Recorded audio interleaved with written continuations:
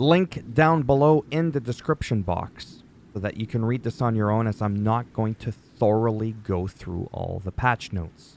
Okay? I don't even have that game. The trial expired for me, but I do want to eventually get it. There's a new feature, added support for user datagram protocol. Nobody cares about that. Some of the key fixes, added support for the Unreal PSO caching pre-compiling shader to address and reduce the amount of shader stuttering experienced on the PC.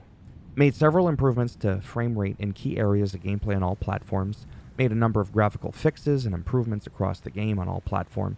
Resolved multiple issues that would cause the game to crash or soft lock during gameplay on all platforms.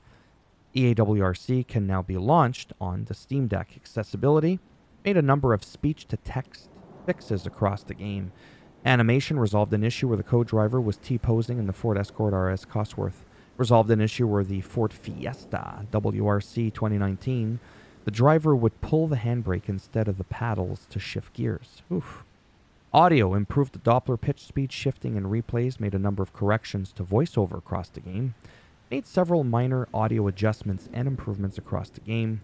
Boot flow. The game should no longer boot in full screen mode when windowed mode is in fact selected on the EA app. Builder made a number of user interface improvements to Builder and a number of minor adjustments to Builder. Career made a number of corrections to voiceovers with Career, a number of text tweaks in Career, and resolved a number of user interface issues in Career. I'm not going to read all of these frickin' cars, okay? But let's just say that it does this. Resolved a number of vehicle art and model issues with, and then all of these cars, okay? That's what it has to do with. Great, fantastic. Championship mode. Made a number of text tweaks across Championship mode and a number of user interface issues across Championship mode. Clubs made a number of stability and performance improvements across clubs. Resolved a number of user interface issues across clubs. Give this video a thumbs down and you'll get a club upside the head. You see what I did there?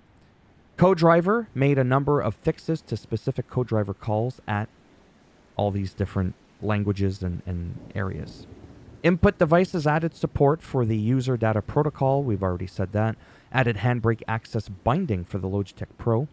Added throttle and brake vibration functionality to the Fanatic pedals on PlayStation and PC. Made some balancing changes to pedal and wheelbase vibration for a more consistent experience with the vibration. Okay, let's keep going. Made a number of fixes to the button bindings. Added a warning message for when a player resets the bindings due to an action map update. And there's I'm not going to read all this, honestly. Livery editor. Basically, fixed a number of issues with specific decals and usability improvements and things with paint on the window strip of the Mini Cooper. Right? You can just kind of quickly look through that, but that's what it has to do with. Localization. Made a number of localization corrections across the game. Localization made a number of collision fixes to various locations and stages. Stability fixes to those same locations and stages. Number of visual improvements to those various locations and stages. Made a number of performance improvements to various locations and stages. There's just a bunch of stuff that they fixed. And then made a number of gameplay improvements to various locations. What? Well, that's all the same shit. More or less. Moments made a number of gameplay fixes to Flying Finn Monte Carlo, as well as the successor First Hybrid Win, improvements to moments and issues with moments when it had to do with a number of user interface issues to that. Options and settings corrected a number of user interface errors within the options and settings menu. Number of user interface improvements within the options and settings. And then some stuff to quick... Nobody plays quick play. Nobody plays quick play. Made several stability and performance improvements to quick play solo, multiplayer. Again, user interface to quick play solo and multiplayer. Number of collision fixes to quick play solo. And some improvements to the network and connectivity of quick play multiplayer. Rally School made several stability and performance improvements to the Rally School lessons, as well as user interface to Rally School lessons. Issues where interrupting the starting countdown could cancel out the instructor's voiceover, heaven forbid. Made some improvements and some fishes. Issues, fixed issues. Fix an issues of fishes. Don't ask. When it comes with Rally School, less than 3 gravel, less than 3 gravel. Fixed an issue with the handbrake restriction in Rally School, less than 6. Handbrake detection on less than 9. Regularity Rally. Made a number of stability and gameplay improvements to Regularity Rally. And then some stuff to replays. Who watches the replays? But there's a few here. I don't feel like reading, to be honest with you.